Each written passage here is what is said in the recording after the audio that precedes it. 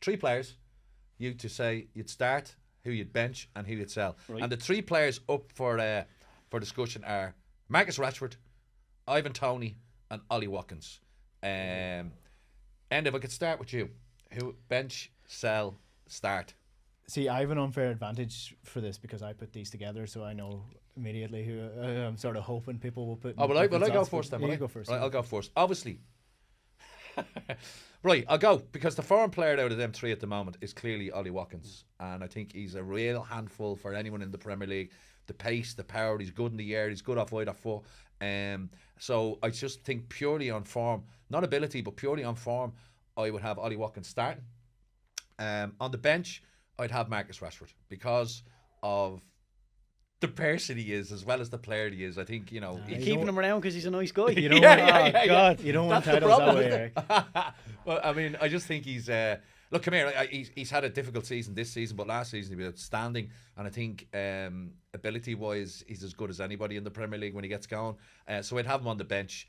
Ivan Toney, I'm a big fan of Ivan Toney's, and I think any top 4 club would benefit from having them in him in their ranks. But the fact that he's off on a ban and we haven't seen him play, he could come back and be rubbish. So there we go. I'd sell Ivan Toney. Okay. Do you want to go, Keith, or will I? Yeah, no, I'll go. Ollie Watkins, I'd start him. Like you, I think he's an absolute handful. Brilliant, even breaking into the English team now, scoring a couple of goals for them. So, yeah, I would go Ollie Watkins, but I would flip the 2. I would keep Ivan Toney. I'd put him on the bench. And you can say his career has stood still, but Marcus Rashford's career has gone backwards this season. And I know last season, brilliant, probably has all the potential in the world, can hurt teams from that left wing, playing central, even the right wing. But yeah, I prefer Ivan Toney. I think Marcus Rashford is going backwards, and you know, when you're at a place where your captain's giving you like penalties to try and make you feel better, I think it shows you where he's at, and he just hasn't been good enough this season. So on his form, I'd get rid of him and I'd keep Toney, even though he's standing still. There we go. I'm going to do this completely different way. I'm going to go just on talent. I'm going to right, not on form or anything like that. Okay. Just yeah, purely on talent. Start Ivan Toney. Eric's gone on personality just because Marcus is a nice bloke. He was good to them poor kids.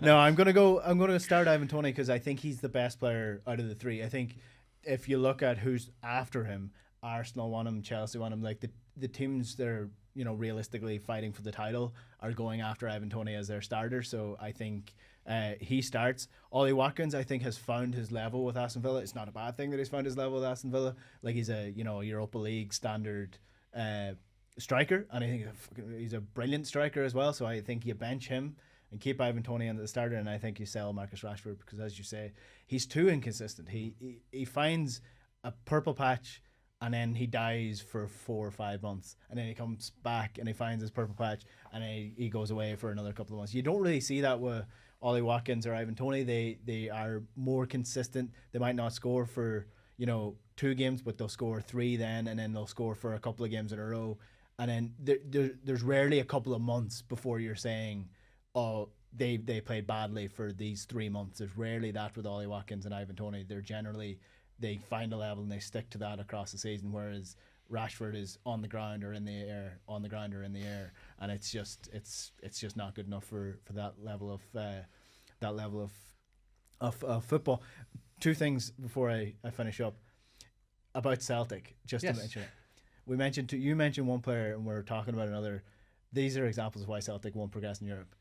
Ivan Toney was available to Celtic. He went and had an interview for Celtic, and he said on the Diary CEO interview he did recently that he was told at Celtic that he was going to be a 3rd choice striker before he went to Brentford. And John McGinn was supposed to sign for Celtic, and Celtic wouldn't spend 4 million on him before he went to Aston Villa. So they are also, these are the key, like Celtic went after these players and they just didn't go through them because they either cost too much or they weren't willing to give them the guarantee of football time. So that's also part of the Celtic story of failing in Europe. I wonder how long they would have had a lot of near misses with these type of players. I wonder how long they would have been at Celtic though. You know, McGinn coming in, having a great season, Toney coming in, destroying the Premier League. Yeah. Would they be in with Celtic for much longer? Although they would have got a lot of money back, I suppose. You know. Yeah. Well, they see. And then you invest that money again. So a lot of that happened. History's littered with that sort of stuff. When I first went to Blackburn, they told me they had a chance to go and sign Zidane, and he didn't think he was any good. Seriously, it's crazy, isn't it? I think that's actually a true story. I've heard that before. I've heard that Ewood Park. It'd been amazing. Didn't fancy him. Him and Morton Gam's I saw Matt Daly one night. No, he wasn't playing with balls, he was destroying us, but still, I saw him. Right, lads, that's the end of episode 36, House of Football. Thanks very much to my guests today, Enda Call and Keith Tracy. We'll be back next week at the same time. No, we won't. We'll be back earlier. We'll be back on a Tuesday, right, Enda? We'll be back on Tuesday. I was off doing stuff, conflicts of schedules and all that kind of stuff. If you enjoyed the episode, join the conversation down below in YouTube. Drop a comment. If you like us on Spotify, leave us a review. And as I said, how to spell it is FANTASTIC. Thank you. See you next week.